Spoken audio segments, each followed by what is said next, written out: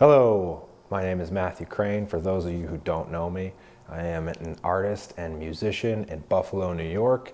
I have an online store, MatthewCraneStudios.com.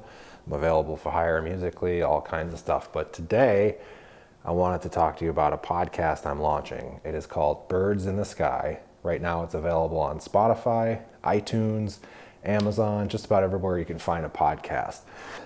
What is Birds in the Sky? So suicide has been a huge, for lack of a better word, bummer in my life. My brother, my uncle, my cousin, all three committed suicide at various points in their lives. My brother also served in the Army, so he's one of the veteran statistics. So I'll be speaking to a lot of veterans and educators and academics and people that have experienced how art and music can help move us forward through grief and trauma and difficult times. There's a huge suicide epidemic in America right now. I am not a doctor. I'm not a psychologist. I don't know how to fix this problem, but I can't stand by and do nothing. So Birds in the Sky, the podcast, is an attempt at me to try to get a bunch of people in the same room to talk about this and see if we can find a way to move forward with all this stuff, because it's getting really tiring hearing phone call after phone call every year and so took their life, and yes, it's tragic. And if you're affected by it, I feel your pain. Stick around. Maybe you can hear some stories you can connect and identify with to help you find some tools and some ways to maybe understand and navigate that grief and that trauma and that loss a little more. And if you're somebody on the fence who's suicidal or having thoughts of your own worth and value and that you're a burden, first of all, you're not a burden to anybody. As a musician and an artist, it's not really within my lane to tell somebody that art and music is better than medication or therapy or anything like that. That is not at all what this is. It's an extra modality, another tool for the kit. Because here's the thing, suicide, depression, a lot of those things can be fixed with exercise, right? Or talk therapy. These are two and in combination, that's an incredible thing. Having a team or a purpose, a mission, and exercising your body. I found I don't have time to be anxious if I'm physically exhausted from exercise. However, that's not the only thing missing, because art and music has always been an essential part of how I decompress or how I kind of reframe events in my life or understand things on another level, a poetic level. Through songs and music, I was always able to identify with other artists who maybe had gone through something similar or something like that. It was a connection point to not feel alone or vulnerable. Whereas medication or talk therapy or more traditional attempts can help alleviate the cerebral kind of heady understanding of why we feel sad and how we can get past it. And exercise physically exhausts your body, so physiologically you may not have energy to be, anxious. There is an undeniable longing for an intellectual stimulation, whether you're a college graduate or wherever you land on any kind of political spectrum. Creativity and art has a place in your soul, in your life, in your being. My friend Kagan went through incredible odds to survive being ejected at the speed of sound from an aircraft, and he survived being pulled under in the frigid waters for I think something like 90 minutes. And anyways, full reconstructive surgery on a lot of his body. Piano was something he helped him at first emotionally, but then physically to even be able to use his hands again.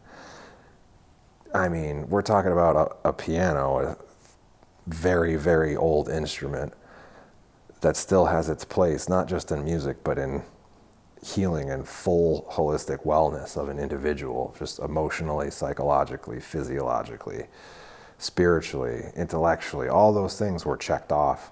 And hopefully I can get Kagan on here to talk about his experiences and everything like that, because That's what this podcast is going to be about. It's going to highlight stories where art and music were the apex or the inflection point for an individual finding relief or a way forwards or getting better. Where I'm from, sharing your experience, strength, and hope is the only way to move forward. So that's at the core of what Birds in the Sky is about. So if you've been affected by suicide or know folks who have, please point them in my direction. Birds in the Sky podcast. You can find it on Spotify or iTunes or YouTube.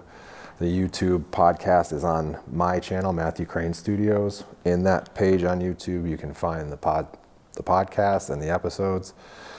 So please do so, and let's build a community of strength and hope. And Birds in the Sky, where Birds in the Sky came from is a good story. I was working with my friend, an artist, musical artist, goes by the name of Ganser. And I had him produce and work on a track that I was just stuck on called Good Times. I was stuck on this song for years. I passed it off the mic and asked if he can do something with it, and he exceeded my expectations. But there's a small part. He plays like a little fluttery, playful guitar solo. And it made me sound like, the sound made me think of like when a child runs through a flock of seagulls or something, and they all just start fluttering off and flying and taking flight together. So like a bird in the sky, that line came out of his guitar playing, but that was a collaborative thing.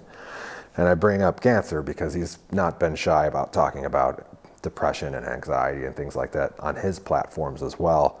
So Birds in the Sky, the name was born out of a collaborative project for a song called Good Times. And the whole idea of the show, I thought it was perfect for the show because I'm bringing in all these folks, building a flock, a community, and a murmuration. It was a great word. That's when birds all fly and move and change direction at the same time, following, I think, one of the birds, and they all kind of move in concert together, like a really tight band or a well-executed play or a musical or something.